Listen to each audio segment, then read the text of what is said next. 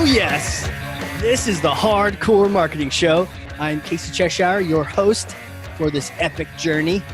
And today's show, sponsored by Cheshire Impact, on a mission to help people maximize their use of Pardot and Salesforce. CheshireImpact.com. Bam.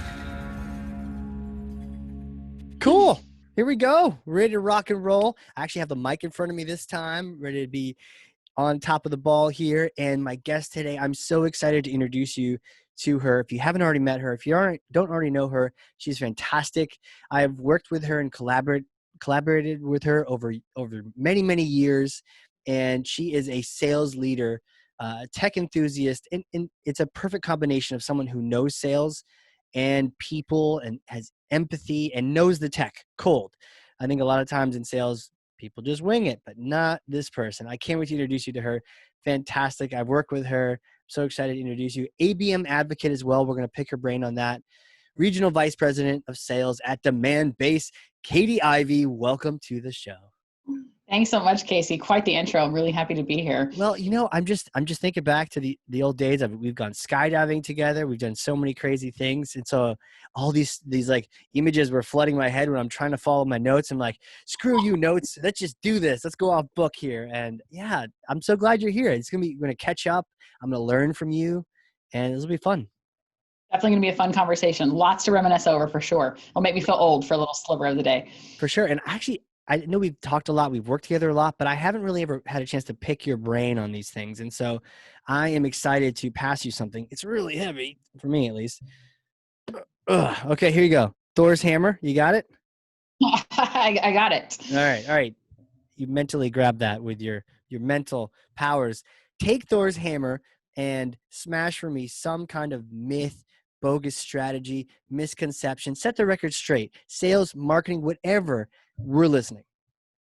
Okay, let's start with one of my favorite topics. So I love salespeople, love sales and marketing, and have been selling or teach people to sell MarTech pretty much my whole career.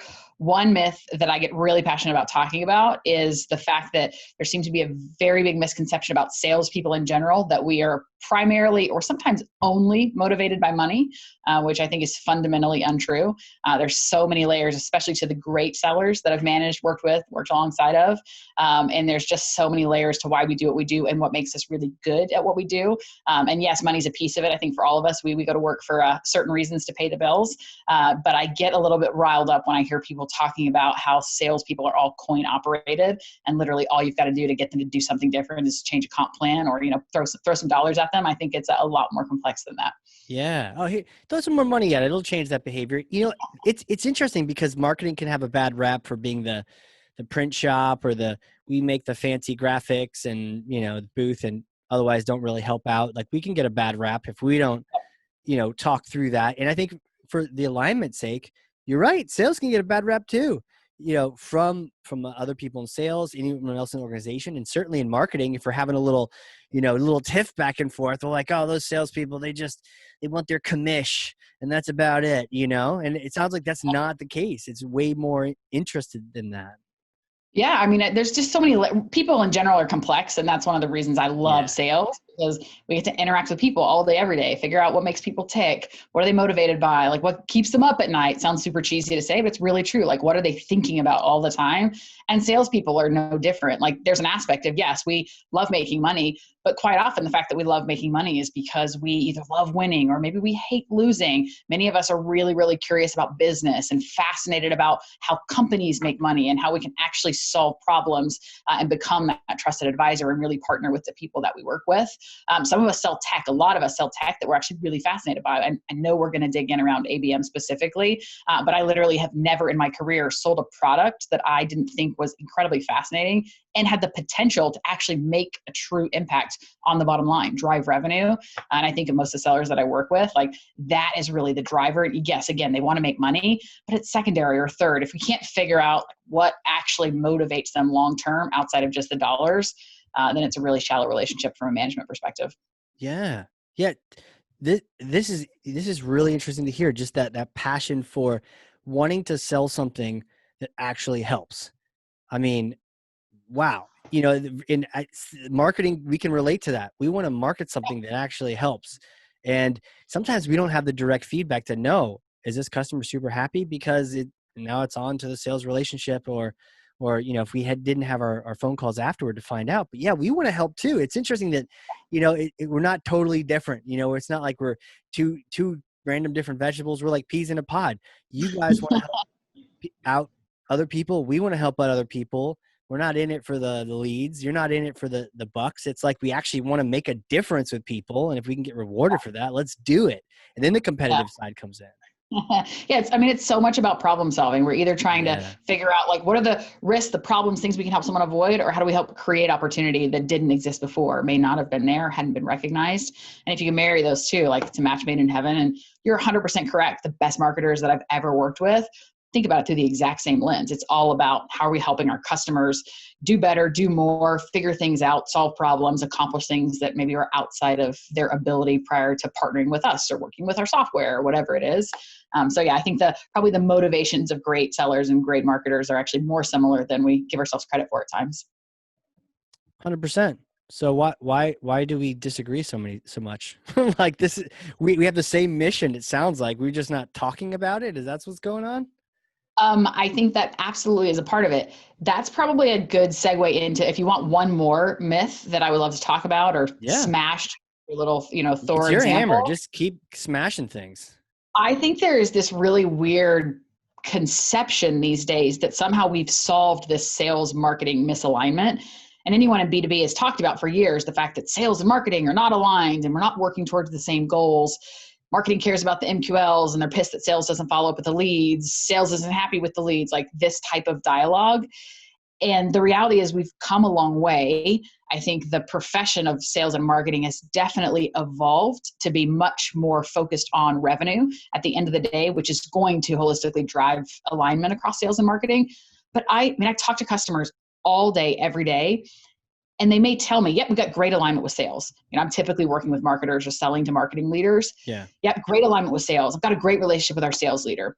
But we start digging in and talking about their process, what they do day in and day out, where their target accounts come from, what gets communicated, how often they meet, what types of emails go back and forth.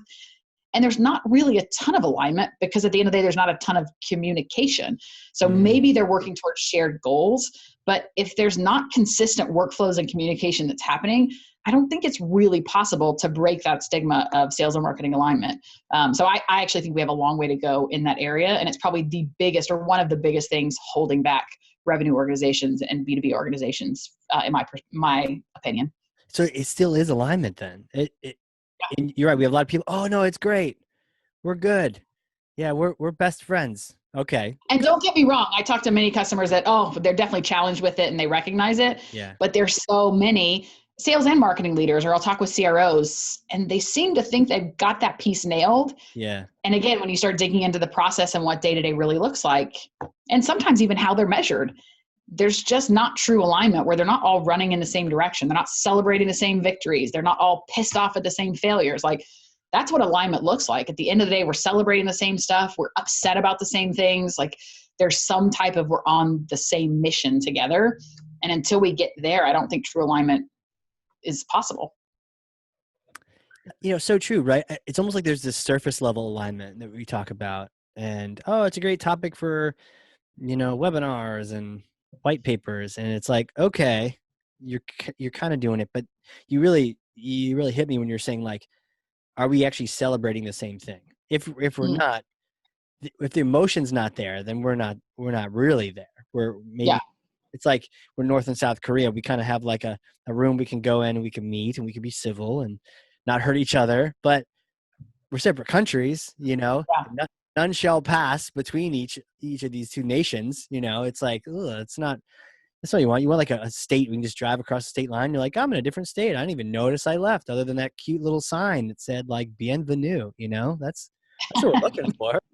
Yeah. And there's total responsibility and ownership on both sides. Like at Demandbase, we'll talk about this more later, but we do a lot of things really well from a process perspective, like the way marketing packages up campaign updates, details, areas to focus. They do it in an email at the beginning of the week. We have line management meetings at the end of every week where we're talking about the same metrics, looking at the funnel.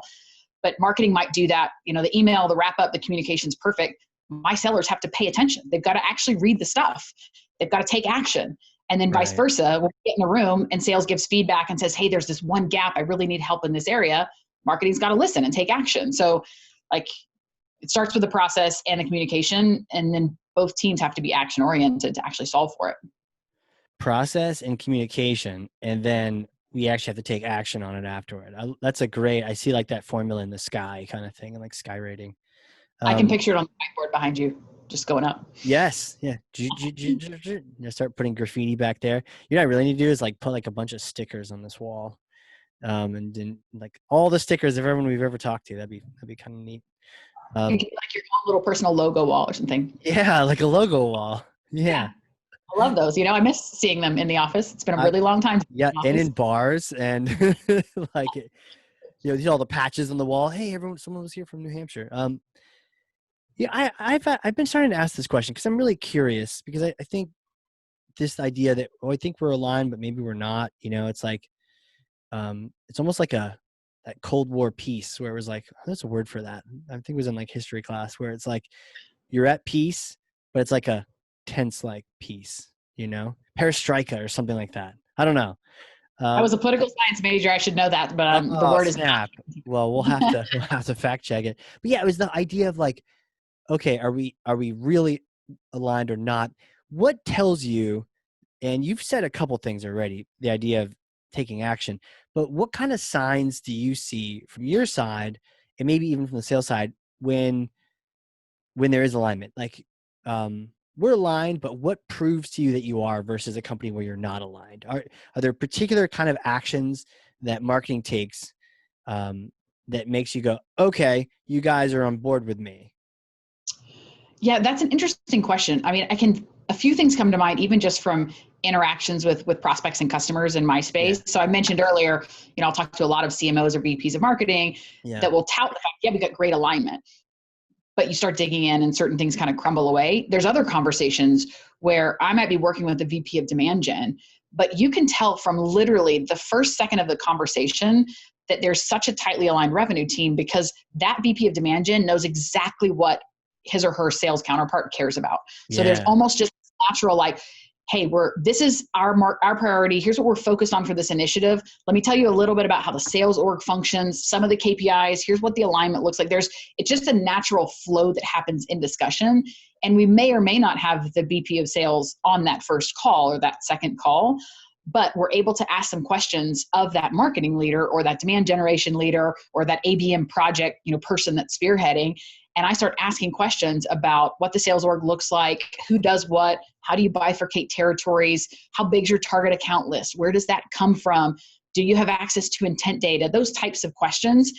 And if that marketing leader knows, boom, boom, boom, like here's our process, clearly they're in lockstep. They're not just talking to their sales leader, like they are in lockstep because they're building something together versus, again, like this blank stare of, I'll have to get back to you on that.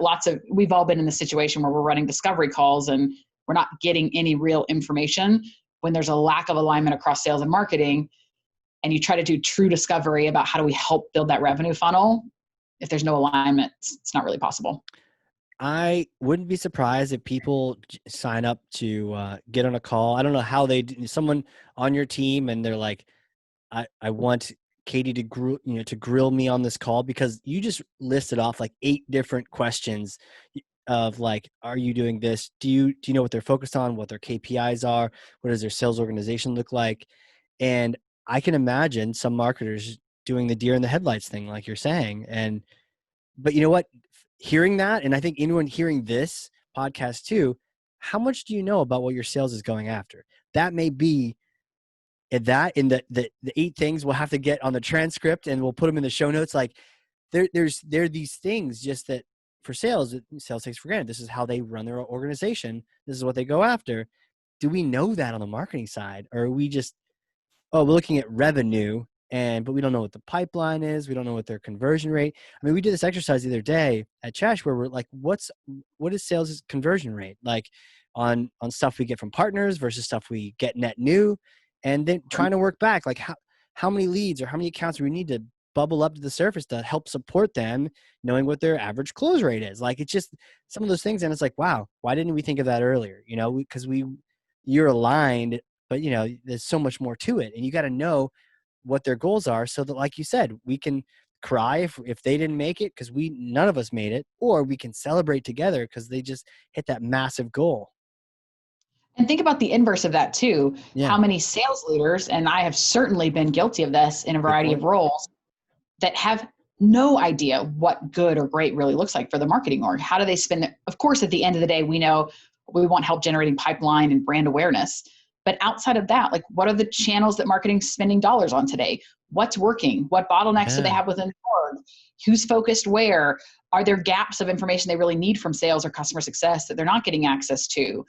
Who's super limited from a bandwidth perspective? What are some of the holes or opportunities?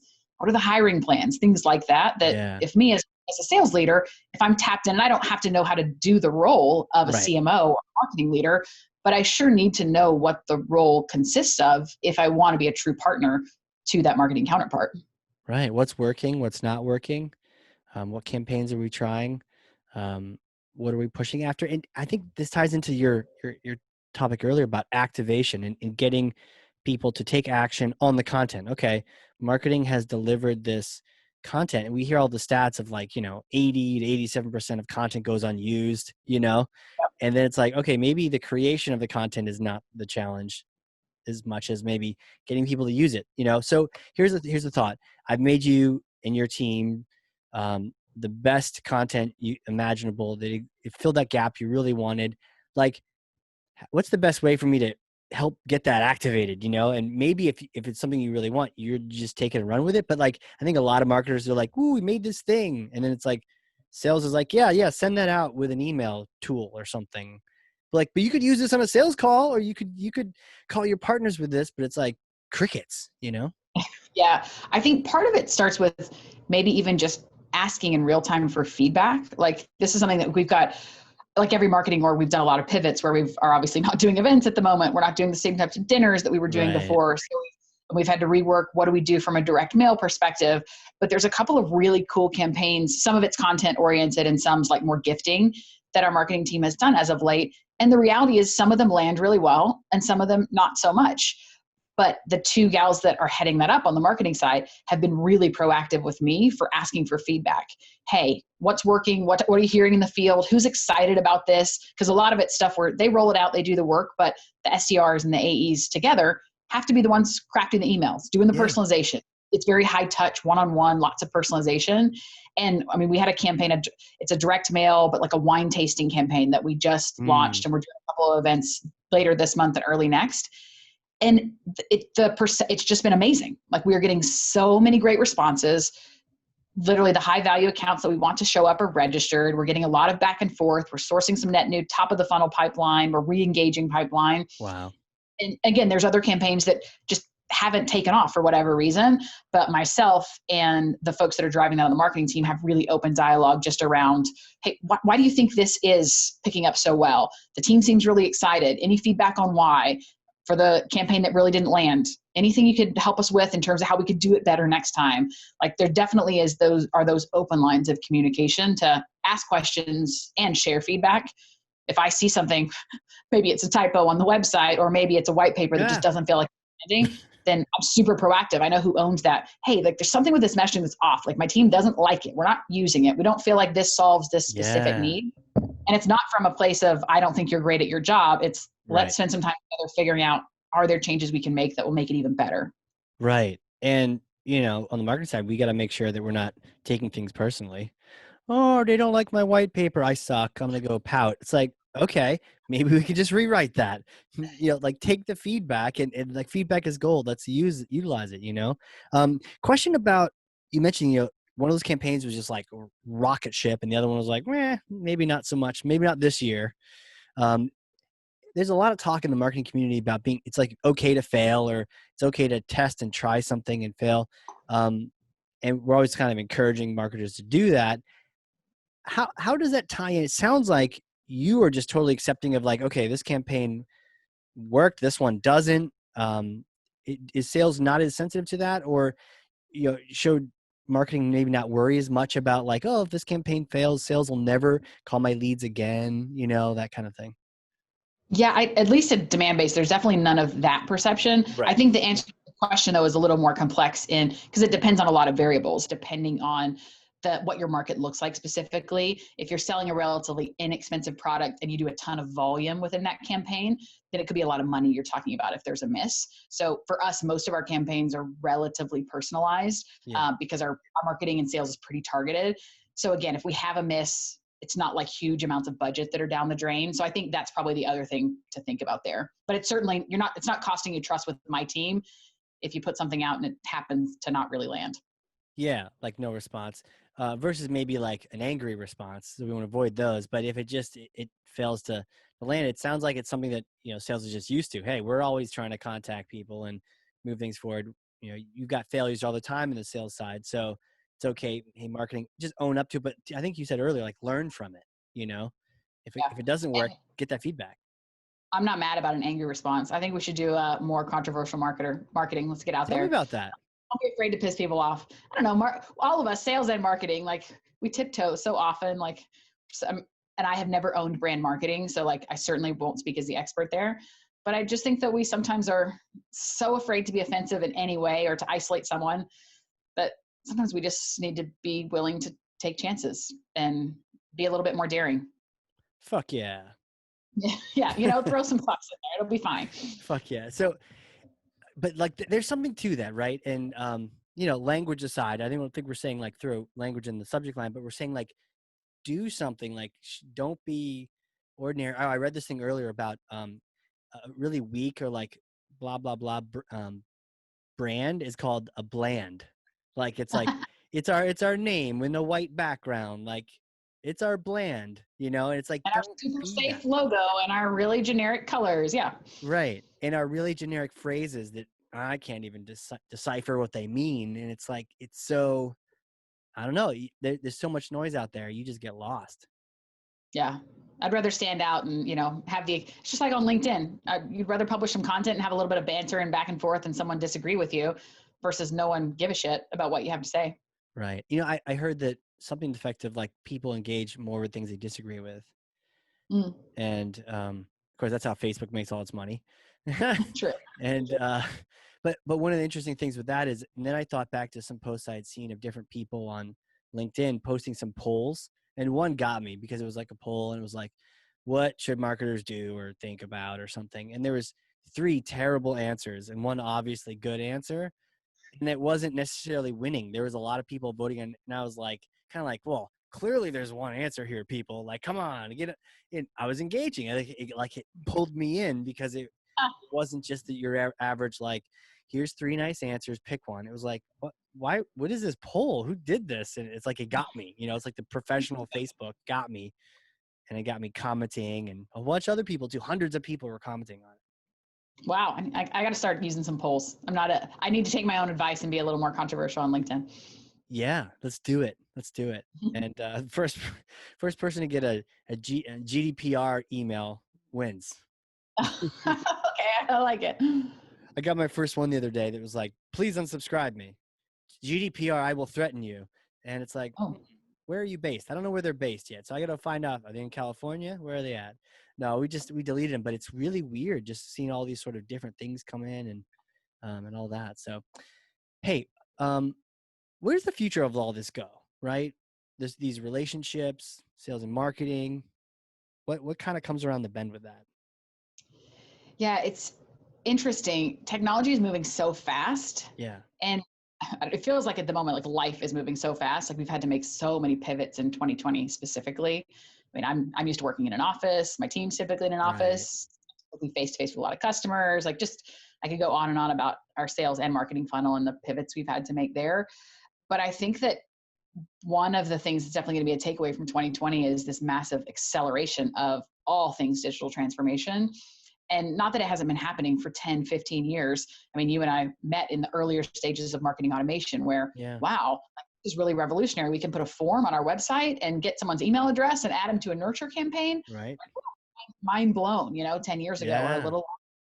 And I think just the pace of how quickly tech and in particular AI is evolving, it's interesting. It's almost bringing us back to the basics in some ways, because now folks have the ability to automate a ton of, I think back to my first role as an entry-level salesperson, and I didn't use tech to automate anything.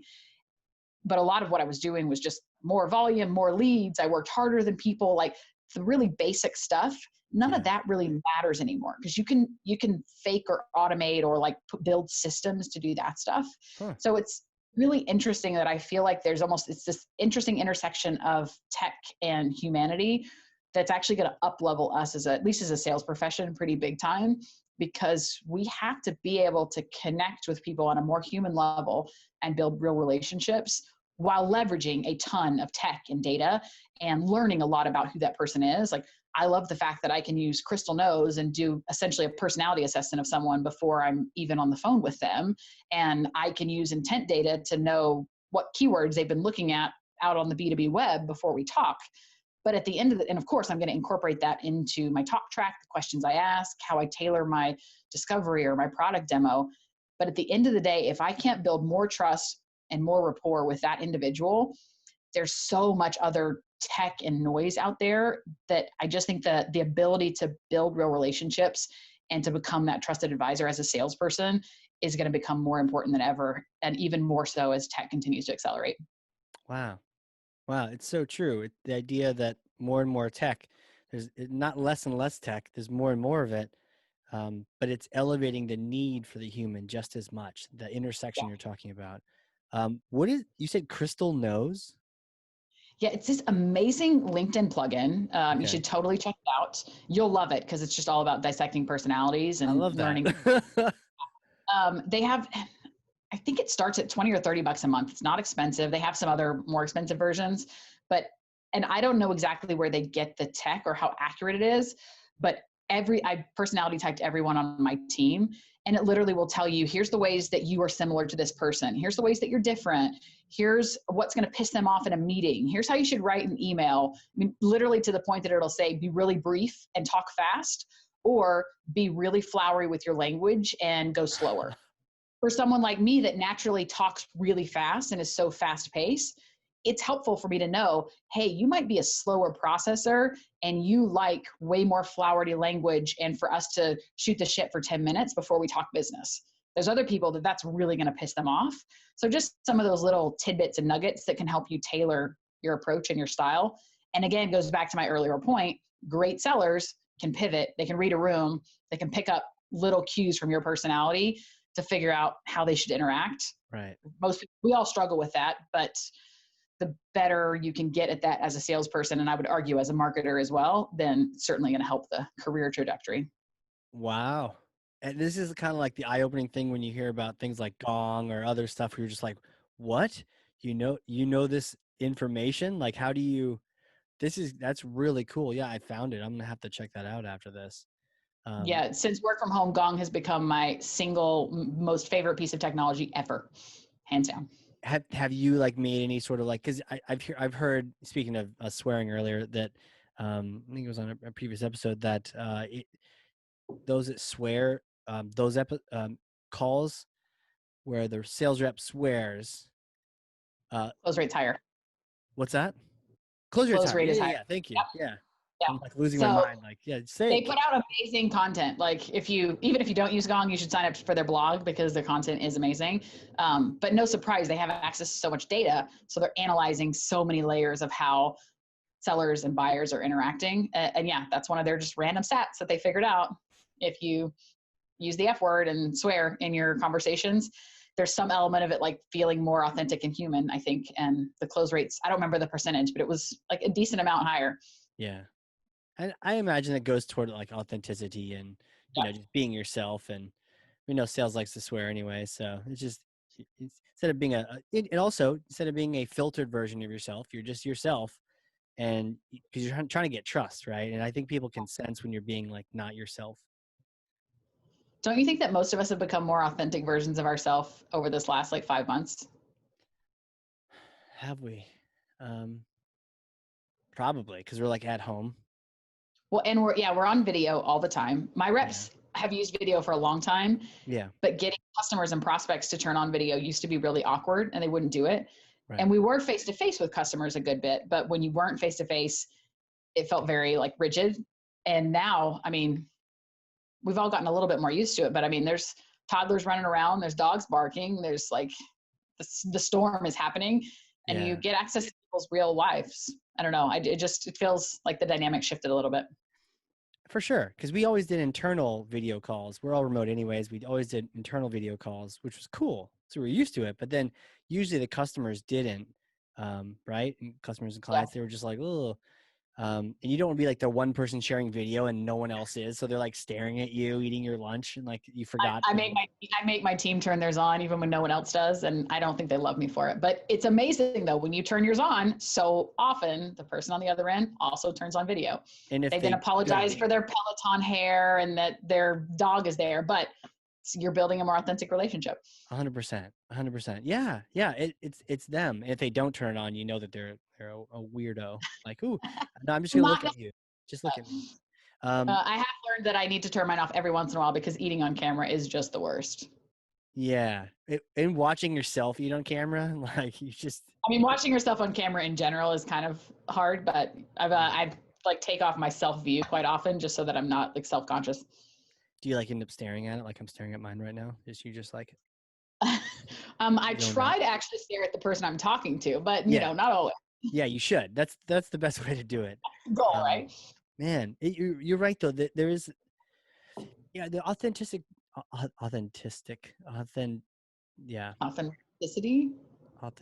That's it. So, I heard some talk around backgrounds. Like, do you have your team put on a background or not? And what do you think about some being more or less authentic? I'm not a fan, mostly because I feel like they're awkward. Like every time you move your head or your arms, it's like all broken. I was actually on my first call ever yesterday with a background because we were doing a Demandbase theme. So I think I saw you in one too. Yeah. Yeah.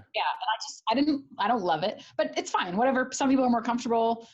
There are some really cool ones. Apparently you can download Airbnb, like real apartment cool spaces, and use those. So that sounds like a fun option. One of the guys on my team has a really cool background that makes me want to like buy the apartment that he's showing. So sure, if that's your thing. I love actually seeing people's living rooms and home offices and kitchen tables and bedrooms. And like, so I'm a fan of the no background, but whatever.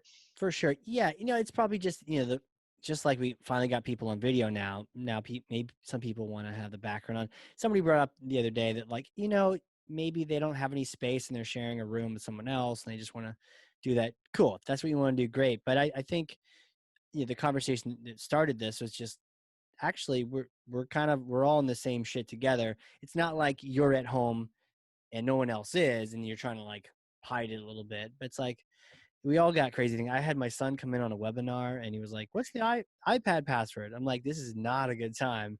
I'm like, I'm trying to teach a few people here on the other line. And it was the first time. So I turned red and I was just like, hey, I'm like, hey, take it away. And thankfully some people on the team were like, okay, we got in there chatting. I'm like, I'll be right back. But yeah, but it's the reality of it. I think to this whole conversation around the tech is like Crystal knows I'm gonna check that out. But just as much as you have that, and you said you had the intent data, people still gotta trust you. That's why I bought Part out in the beginning. I was like, I trust this guy. This guy's cool. I can learn from this guy, and it was real as opposed to, that sort of fake car salesy. Yeah. Like how many salespeople you think are like the car salesman people that we kind of think they are? Is there? I think it's getting less and less. I don't know the percentage. Sales obviously has had a really bad rap for a long time, which is why, folks of my, age demographic that were starting their careers 10 or 15 years ago, like we didn't set out to be salespeople. Like it happened accidentally. It wasn't on purpose. I was on a call yesterday with a group of gals that were new SDRs, and it was literally like a women in sales conversation. And half of the audience like actually decided to join a team to take a sales job. Like they did it on purpose. And it made me happy because I feel like the perception just within circles and the profession of B2B selling has definitely changed, which I love. Yeah, that's it. I've started seeing it's grads with that as well. I don't know how much of that you can study, but I still don't know exactly what you would study in school to be great at sales, but I love people that are like, I want to get a sales job because I think it's an amazing entry-level career, regardless of what you want to do long-term. And you may be like me and find out you actually love it. what if it's just like, okay, you have a couple classes on Challenger Sale and a couple other methodologies, and you got to take out your friends for dinner and then write up an expense report afterward. That's what the course is all about, and then everyone just signs up for it. We could offer a That sounds course. like fun. Yeah, we could have an online university, and that's the whole curriculum. We'll just teach you some sales methodology, and then you have to go out every night, for several weeks, and still get up at, But I mean, that's what we all used to do, but now we're not even doing that. So I don't even know how you teach this remote selling. Make sure they know how to use Zoom and the backgrounds, You're right. You're drinking a bottle of wine by yourself these days. How do you do a Zoom happy hour 101? Yeah. Well, how are you sort of navigating that? You can't be in person as much, or at all. Yeah, it's been interesting from a sales perspective. Mm-hmm. It has literally impacted us not at all. Really? The one thing that has changed with COVID and so many like just ripples in the economy, we're definitely having more C-level folks that are involved in our sales process. Yeah. There's more eyeballs on any contract that gets signed. There's more scrutiny on dollars. But that's not typically a bad thing. As a salesperson, like we're always trying to get at least a CMO or a CRO to engage with us, make sure we're aligned. Do we understand their priorities? Are we focused on the right things? Yeah. And even a year ago, nope, my DG guy's got this. He's handling it. And struggle to get the attention of an exec or a broader team. And so that has certainly shifted. But again, they're all on video. I mean, if you would have asked me 6 months ago, if we've got a really big group of decision makers at a strategic op, I'm going to get on a plane and I'm going to go meet with them in person for 2 hours. And I'm going to take them out to dinner and we're going to do the whole thing to build relationships. And I love that. And I miss that. And I hope we will do some of that again. But I've also learned I can have a group of 7 decision makers from a really strategic account on a Zoom, and we can accomplish a ton. Our close rates have gone up, not down. I mean, I think from a remote selling perspective, we're going to realize that we actually don't have to spend as much money as we thought we did, which, CFOs everywhere are going to rejoice. So I think that's a positive. The biggest challenge is the team dynamic. Like I love being in an office with salespeople. You know me, I love culture and sales culture. I just think it's infectious. And I think the best teams out there are teams that genuinely like each other. They like spending time together. They organically learn from each other. And that is definitely harder to create on Zoom. So we're trying different things and trying to be creative. But at the end of the day, being remote is never going to be exactly the same. It'd be one thing if we could get together once a quarter or, some face-to-face QBRs. I'm hoping we can start weaving some of that stuff in relatively soon. But that's been the biggest learning curve for me as a leader, for sure. There's something about that camaraderie. You get off a crazy demo, you get off a crazy call, and you're like, that person was wacky, or just signed it, cha-ching, hit the gong kind of thing. And it's fun, a little bit of competition going on as well. And it's like a team of hunters all just trying to make it happen. And except for the one loud person that sort of does their demo, like, shh, okay, we can all hear you. You're good. You're terrible demo. Stop. Yeah, but sales is hard. You want to celebrate with people and you want to ring that bell or hit the gong or pop the champagne, whatever it is that you do, and have your teammates high-fiving you and, oh, God forbid, like hugging you, just being stoked for your success. So I think we definitely miss that. Definitely. It'd be great to get back to that. And I think what we're seeing here is just we get back to what's important, so we will keep the things we need to keep and maybe add a few things in, but understanding maybe we don't need to operate the same way as we used to. Yeah, for sure. So my question is, Hugh, is like, who are you? Like, I've worked with you, we've gone skydiving together, but like, who are you? Can you like take me back in time to like little Catie days, where'd you grow up? And did you always know, like you said, accidentally got into sales? Like, what was it like early on you? Sure. So I grew up in a really small town in Tennessee from a very Southern family. If you had met me at 16 or 17, I had the thickest Southern accent you could ever imagine. Oh no, it's gone. Can you get it back for a second? Depends on how much I drink, but no. Typically no. So I graduated high school a year early and set off to do a gap year. So I was going to live in Australia for 6 months. Ended up joining a nonprofit and working overseas for almost 5 years before I came back to the US and went to school. Wow. So much to my parents' chagrin, like it was not a well-perceived choice at the time. best decision I've ever made in my life. I learned so much. I lived in Australia, but spent tons of time all across Southeast Asia and the Pacific Islands, leading a lot of relief and development teams. It was basically relief and development and team leadership and project management and fundraising, lots of things you don't expect to learn at 18, 19, and 20, and was incredible building blocks for the rest of my life. So I came back, went to school. What kind of a nonprofit was it? It was called Youth with a Mission. It was a religious nonprofit. They do a lot of things, so really broad, but amazing. They do some really great work all over the world. We're still involved in some of the healthcare work that they do in Papua New Guinea specifically. Wow. So really cool organization. Debated staying even longer, finally decided I needed to actually get a degree and go to school. So I came back, toyed with, bounced back and forth between studying business and political science. I honestly just found poli-sci and international affairs more interesting. Yeah. Definitely thought I would end up traveling and end up back overseas at some point. Toyed with getting a law degree after undergrads, but I was broke like every college grad. So took a job at a company called Meltwater. Some people have heard of it. They did like media monitoring, PR software. They're still a big player in the PR space. Back in, this was 07, 08. We basically sold Google alerts that people paid for with some other bells and whistles, of course. It was, let's be honest, it was basically a gritty, entry-level, full funnel sales cycle. Took it because there was some opportunity to travel and end up back overseas at some point, and just fell in love with the motion of selling, loved the company, amazing culture. I ended up leading teams there really quickly. So I didn't know sales and didn't have a background in sales, but I had led so much during that gap year season. So I brought a lot to the table from a management perspective. So 6 months in, I was leading teams, figuring out sales kind of as I went. But I stayed with them for 5 years. Again, loved the company, learned a ton about sales. And right after that is when I joined Pardot. That's when I met you. Did sales at Pardot, lived through the acquisition, stayed at Salesforce for a season after.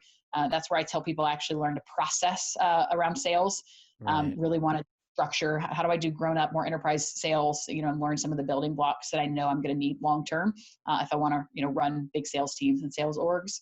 So Salesforce, and joined a really small, scrappy startup, ran customer success and sales for about 1.5 years through to an acquisition, then joined Marketo, ran a commercial team there for years, and then ended up at Demandbase. So pretty obsessed with MarTech. Most of my entire career has been sales tech, MarTech. I love the revenue piece of the org. I'm fascinated by marketing, even though I'm definitely a salesperson at heart. So I love being involved in tech that gives me access to learn both sides of that coin. Jeez, like, wow. And it's interesting that you weren't like, I'm going to be a salesperson. You were just leading teams, even in the gap years, just helping out a nonprofit, PMing, holding people accountable, and leading people. And that I was pretty bad at sales early on. Were you? Yeah. Most of us are, really, but I wasn't one of those stories that you hear people that just like get that first sales job and are like the top of the charts from day one and sort of always crushing. Again, I was a natural at the leadership and the culture stuff, but geez, the sales motion was so far outside of my comfort zone, and I knew nothing about business, but I loved selling because I was naturally very curious about business and people. So I felt like I was learning a ton all the time about both of those pieces. Being curious. What about the selling part was the hardest for you when you were picking it up? Other than not talking at the speed of light, that was the biggest. I still like slow down. They're like, slow down, Catie. Yeah. Okay. I remember my first 6 months on the phone. Like, my manager couldn't understand me. No one. Yeah, I talk fast now, but this is 10 years of learning to talk slower. So this is slower. Yeah, this is much slower. Oh wow. Yeah, awesome. I know. We all have room for improvement. So it's still an area that I'm focusing on. No, it's okay, because people can listen to this podcast at 0.5 speed. It's okay. I listen to everybody else on any recording at 1.5, 1.75. Yeah, get to the point. Come on, let's go. Yeah, it definitely can't speed me up on anything. That's for sure. Yeah, and I think just understanding, because at Meltwater, we didn't have a territory model. So we were literally selling to small companies, big companies. Just some of the things you take for granted, like not understanding how public companies function. What's an earnings report? What types of metrics am I looking for here? How do I understand how they make money? What's a total addressable market? Just so many layers that I don't think you can be great at selling anything until you understand business. So it took me a while to get there. Wow. Do you want to hear one other story? Yeah. Since you asked about my background, do you want to know, because you took me skydiving for the first time. Right. I can't remember how well I knew you. Did I tell you that I was terrified of heights? Well, a lot of people are. I don't remember specifically if you So said I probably pretended to be really brave because that's my natural MO, that. but I was really terrified the first time. And it's because the second year I lived in Australia, I jumped off a really high cliff. I was cliff jumping and broke my back and like I ended up fine. But if I had landed a little bit different, it would have been like disastrous. So I had a crushed fracture in my vertebrae. And ever since then was terrified of heights. So when I went skydiving with you and your team back in whatever year that was, Yeah. it was like a big pivotal moment because it was me conquering that fear. Dang. Yeah. Dang. So you broke your back and you're like, okay, and walking around? Yeah. There's different types of fractures. Like I didn't snap my spine. I just crushed a vertebrae, like the little, like building blocks of your spine. You can get crushed fractures on them. Right. So is this like a crazy Catie moment where you're like, well, yeah, let's go cliff jumping. Let's just see what happens. No, we did it all the time, but this was just a little bit higher Kind of than a fluke. normal. Yeah, And fluke. I landed not almost perfect, but when you're really high, you have to like have the perfect pointed toes or else it's kind of like hitting concrete. Jeez. Yeah, there you go. They're leaving you with a personal story there. So you can know that skydiving was really impactful. Well, that's cool. I'm really glad you did it because not everyone wanted to. And it got to the point where just like, yeah, anyone that wants to go, let's go. Like, I went back a second time because I realized I really loved it the first time. And I was like, okay, I need to go again now that I know I'm not terrified. Yeah. So I encourage you to do it. So you got 2 jumps under your belt. Mm-hmm. Wow. That's fantastic. Wow. I'm due for another one. You are due for another one. Yeah, that'd be fantastic. It also, have you done an indoor tunnel yet? No. It's I really liked it. It was for business events. Like, hey, I know you just met me, but let's go fly in a tunnel. And they're like, okay, and it was great. Less fear, right? Because you can't actually die, but it feels the same, which is interesting. Interesting. I'll have to check it out. Yeah. Again, if ever I'm allowed to be like in public with humans again. I know, all this air cycling around. I don't know what people will do. Huh. Oh, crazy. So I had a quick question because I can't possibly let you go before. So you're at Demandbase and you're in and around ABM, and I wanted to get your take on like what is your take on what it is, and are there any ingredients that you see make for successful the strategy inside and actually executing it? So it's not rocket science, if we're going to be honest. Like, ABM has obviously become a buzzword. We all talk about it. We throw it around like it's some new thing. But ABM is just marketing and selling to accounts versus to like the entire universe of people that could ever be your buyers. Okay. And I mean, anyone that's been in sales, like old school, even like folks before my generation, typically sales was, hey, here's my 10 money accounts and I spend all my time and all my money on these 10 accounts. And I know the people really well and we golf or we drink or whatever it is that we do. Like, I mean, that was sales of my parents' generation or your parents' generation.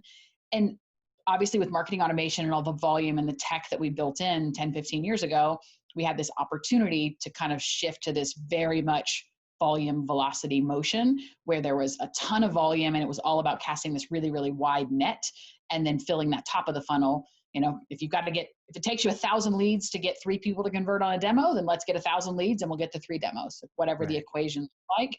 And I'm not discrediting that. Like if that model works, and there's tons of businesses that model works really well, it's great. But if you're trying to sell to a very finite universe, if you've got a product that, hey, we want this subset of the Fortune 1000, or there is a very defined universe of companies that should buy from us, work with us, or maybe it's you've been in market for a little while and hey, we clearly know these are successful, happy, renewable customers, and these are not. Right. I would argue that you should focus all of your marketing and sales resources on how do we get more of those happy, successful, renewable customers, or that exact enterprise footprint, whatever it is that you're trying to bust into. And at the end of the day, that's all ABM is. It's all about helping you sift through a ton of data to figure out how do you either build a target account list from scratch, or how do you rank and prioritize a list that you have. And there's other really interesting tech that you pull in as part of that. And that's why you partner with, whether it's a Demandbase or someone else in the space, you're looking for things like intent data. What are buyers at that company researching out on the B2B web? They're not on your website yet, but if they're reading a ton of content on Forbes.com and the New York Times and the Washington Post on account-based advertising, my reps need to know that because clearly that's someone that is in market for what we do. So it's funneling that type of information. It's helping you get really strategic at how you do, top of the funnel advertising, middle of the funnel, how do you personalize the experience when someone hits your website? Again, if it's only 500 accounts you want to sell to, if those 500 accounts hit your website, you want it to look like it was built for them and you sell to them.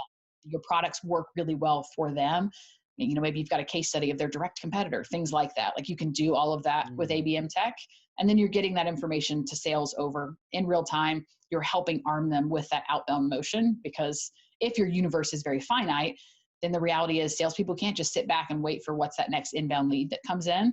I love leads. I love inbound. Like it's wonderful. It's not going away, but still my guys have a very finite list of, hey, these are going to be our best customers out of your Boston territory that you own. These are 40 accounts that we know we need to land. And so we're going to channel our marketing, sales, outbound, all of our muscles around those accounts. Really, that's all ABM is to me. And do you have a problem calling it like account-based marketing if it's like sales is doing it too? Or to me, it's account-based sales and marketing, or account-based everything. I don't know that it needs a buzzword. It's just B2B marketing. It's different than how you would market to consumers. To consumers, absolutely. Like I could buy shoes. Anybody in the world can buy these fabulous pair of shoes. So you want to market it everywhere. Right. That's different. You've got a product that costs $80,000 and it's for a very specific buyer within the enterprise. You probably want to market those products differently, in my opinion. Yeah. Yeah, I could see that being the case. I love the way you explain it. I think sometimes marketers can get overly complicated. We can make it bigger than it needs to be because we like to make things full of jazz hands, right? And it's like, well, actually, we're just focusing on some certain accounts. And, all the way back to the old school movies on sales, they were going after accounts too. So, yeah. Yeah, we do overcomplicate it, though. I talk to companies, they're like, well, for the next 18 months, we're building our ABM framework, and then we're going to do it. I'm like, okay. That's great. I understand there's a lot of strategy and a lot of tech, and that stuff's really important. But what's going to happen over the next 18 months? Like, how much are you going to leave on the table by not doing anything, even though you've identified, oh, we need to be more account-centric in our approach? Like, let's figure out what's the easy stuff. What are the big rocks? Are there ways we can help you be more account-centric in your approach now? Because you can probably do that tomorrow, not a year and a half from now. Yeah, the whole like ready, aim, fire, just like aim, aim, aim, aim, aim, aim. Okay, cool. Are we going to do this thing at some point? Yeah, you're right. There's so much that you can do in the short term. A little bit of plan here, a little bit of plan there, a little more agile than just completely waterfall the whole thing. That makes sense. I also see the flip side, though, where companies think they can throw $150K at some ABM tech and magic wand, they have an ABM approach and strategy. That is also definitely not the case. Right. Just like how it was with marketing automation, you got to actually use the thing. You got to know, like, who are you going after? Who are your target accounts here? Who do you want to go after? What are you trying to get done? There's so much just pulling the trigger on random stuff where you need to really be cohesive and coherent about it. Man, this is crazy. And surprise, you got to align with sales. Yeah. Otherwise, do not pass go. Do not collect $200. Trying to do an ABM campaign with just marketing. Okay, all right. It's not really an ABM campaign. No one's going to follow up on it. You really need that team effort, like you were talking about earlier today. Yep, super important. Got a hypothetical question for you. Okay. I may or may not have a time machine in Nashua, New Hampshire, in my backyard, covered up with a gray tarp, and let's say COVID's all done or whatnot, and we clean the machine, it's all tidied up. We'll let you use it. It'll take you back in time, but it goes to a particular time. Maybe it's frozen or something on there, but it takes you back to like, and I'll let you have two different locations you can go to. You can either go to after you graduated college, or even sometime during your gap years that you did all that work. If you can go back in time and talk to yourself, like Catie back then, what kind of things would you tell yourself? What kind of advice would you give yourself, knowing all the things you know now? I'll choose the going back to right when I finished college. Okay. I would definitely give myself advice around confidence and leading into my strengths versus weaknesses, which would also probably encourage me to take more risks and stress a little bit less about some of the failures. And this is typically true of most women in particular. We are really terrified to fail. And there's a lot of psychology that you can dig into around why and how we're brought up and how girls are typically raised. But we're bred to project perfection, which then creates this inherent need to always protect ourselves from failure, which is part of why women are more hesitant to take big jobs, take big risks, put their hand up for something they're not fully qualified for. And it's not that I feel like there was some massive opportunity that I missed out on, but definitely earlier in my career, I allowed myself to sit back and wait and try to build skills before I would necessarily kind of lean in or put my hand up. And that really ties into, and part of my mantra really as a leader is I work really hard with my reps to figure out what are your superpowers? What are you really great at? And then of course, there's going to be things that we're all improving in gaps and we can fix those along the way. But I think just most humans, not even most sellers, we tend to fixate. We're our worst critic. We see all the things that we're not great at. And then we spend so much time trying to correct or adjust or hide those versus figuring out, hey, there's a couple things that I am really uniquely phenomenal at and leaning into those and then kind of allowing those to blaze the path. That's probably what I would tell myself. That's fantastic. I totally see that. And did you build a team around you of people that have strengths in those areas that you have weaknesses? And instead of being like, oh no, I'm perfect. It's like, yeah, I'm really bad at this. That's why you're here, because together we'll get through this. The point you brought up about taking more risk is really interesting. And the phrase that came to mind was like, fake it till you make it, and when I was really thinking about it as you're talking, it's like, are we ever actually prepared for any new thing we're doing? Maybe if it's the same thing we already did, but everything new we're probably bad at when we first started.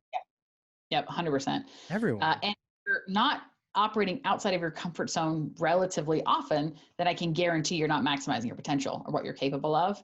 So that's a lot of what I focused on, I think, the last couple of years as I have started to really build my own confidence and feel at least aware of the areas from a leadership perspective that I'm really, really strong. And again, I have a ton of gaps and a lot of things that I've learned to be more open and transparent with people about, but still the ability to recognize there are some things I do really well and I'm naturally very strong at. I think that has given me more confidence to be willing to operate in my areas of discomfort more often.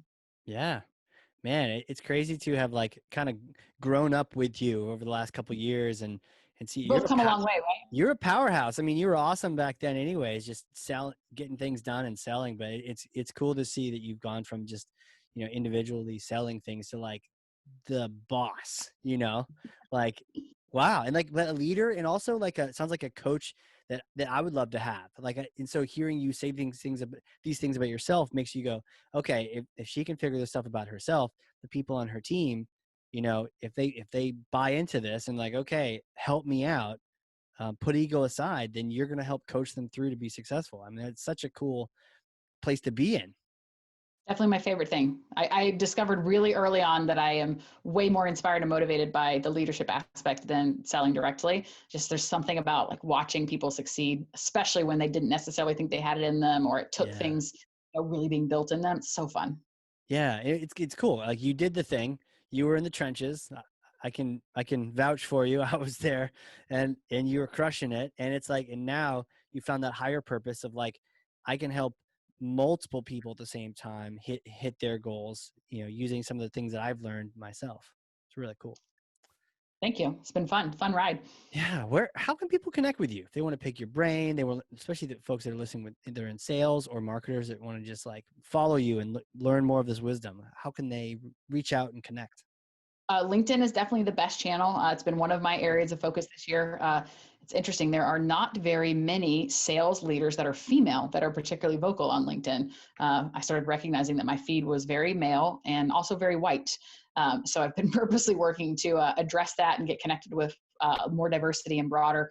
But I've also challenged myself to be more consistent at posting content and just trying to engage and build relationships. LinkedIn's, I'm sure it's a short window because every social network changes, but there's some fascinating, really smart people and really good content that if you spend time getting in, like you can learn so much. For sure. And I think, the topic of bubbles has come up before and echo chambers. And you're right. You need to, just like you need to fake it till you make it, you need to connect with people, even if you don't even know why. Not the weird spam kind, but like just people outside of, say, the Salesforce ecosystem or the ABM ecosystem. You could learn a lot from the YouTube marketer or the people that are in like the direct sales, direct marketing type approach. Like everyone has something they can add to this mix. And yeah, no matter who they are, where they're from, for sure. Yeah, for sure. Thank you so much for being on here. I don't know if you looked at the clock. Time just like literally flew by as we're just hanging out. No surprise. Yeah. No, it was a really fun conversation. Thanks for the invite. Thanks for having me. Enjoyed catching up. Seriously. And for those people listening, and if you've learned something, and I freaking know you have, because I have 2 pages of notes over here, front and back, running out of space. If you've learned something, then you need to share this episode. But the way you do it is not just like, here's a link. You write what your takeaways were. And there's so many things we talked about: the trusted advisor, the for working with sales, and the alignment factors, and all the different things that go into that. There's so many cool takeaways. Put your takeaways in there. Tag Catie, tag myself, share that with other people, share the episode, and that's how you become a thought leader. And we will help amplify you as well. So Catie, again, this is fantastic. Great to catch up with you. Don't be a stranger. Let's stay in touch. Have you back on here a little bit, kind of thing. Thanks so much, Casey. Have a good rest of your day. Absolutely. You too. And for those listening, this has been the Hardcore Marketing Show. We will catch you all next time.